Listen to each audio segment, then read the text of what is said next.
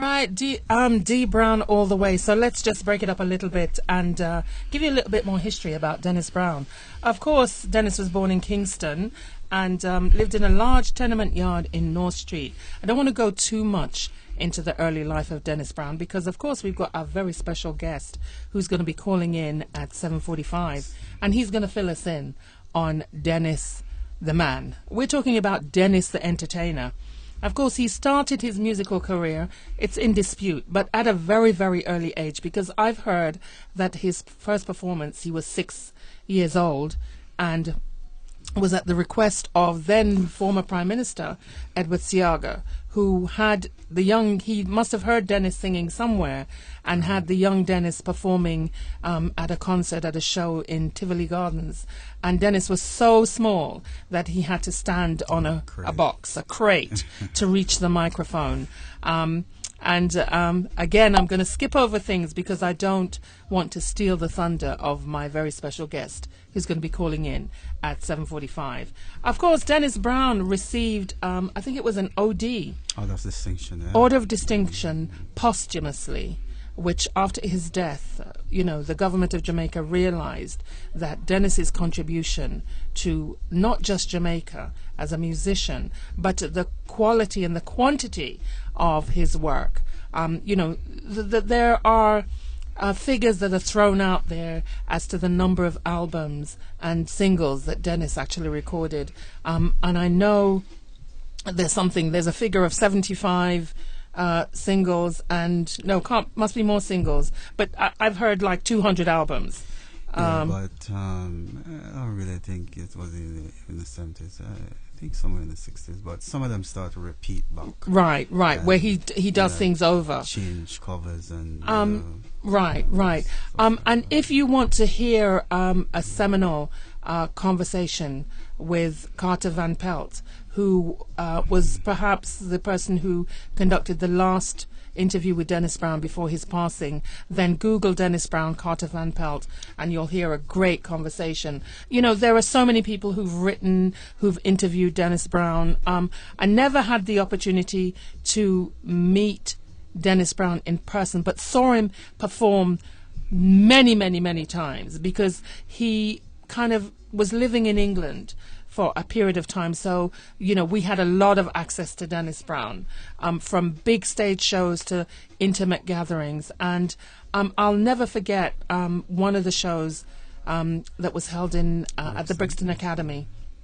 And it was a time when I was going to be introduced to the artist Beres Hammond. And I think this is when Dennis was going through his period. And it was a less than stellar performance. But Dennis, Beres Hammond really kind of stepped in and stole the whole show. So, I mean, of all the times that I've seen Dennis Brown, I can only say there was one occasion that I kind of walked away kind of less than satisfied. But Dennis is one of those performers for me that I will say one of my favorite artists, right up there with people like Alton Ellis. You know how much I love Alton Ellis. And I want to tell you, it's so funny, the connection, because Alton Ellis was the one that taught Dennis Brown how to use a guitar, helped him with his songwriting skills, and really coached him. So the connection being passed from one generation to another. And Alton, I think, wrote a popular tune with Dennis. Come on, speak up. I think it was... We're not hearing you. Speak into the mic.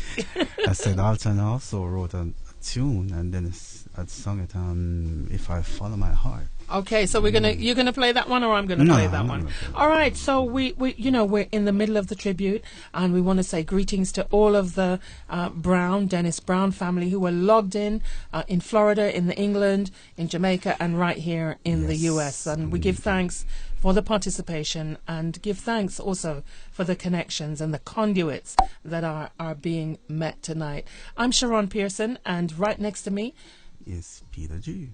The very quiet, I don't know. He's feeling kind of shy today, and he's off camera. I am on camera. You're not on camera, Peter. Everyone can hear your voice, but they can't see you. All right, so Peter G is back on camera now, and we're going to get back into our Dennis Brown tribute, because at the end of the day, it's not about Sharon P. It's not about Peter G. It's about Who's it about, Peter? It's about Dennis and the Conduit. It's about Dennis and the Conduit. It's Yeah, about D. audience. Brown. All right, so I'm going to drop my selection now. My two, and not in any order. These are random selections. We're just giving you D. Brown music. Let's give you this one.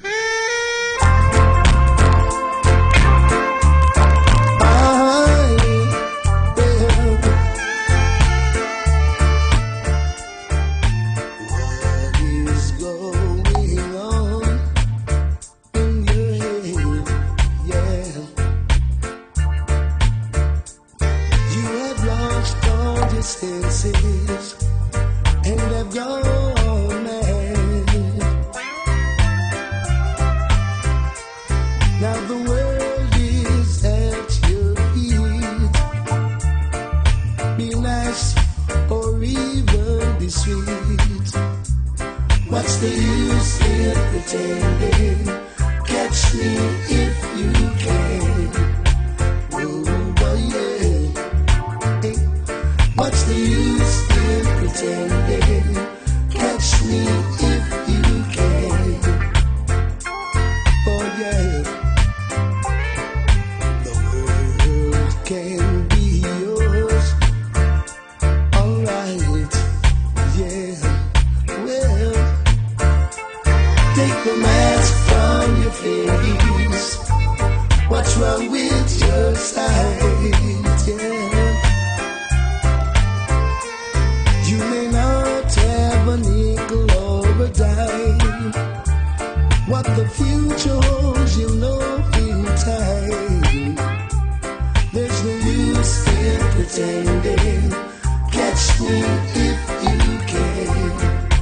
Whoa, away, yeah. What's the use in pretending? Catch me if you can.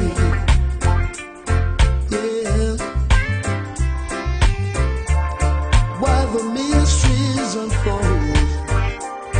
There's no need to be acting cold. Well, there is something nice awaiting you.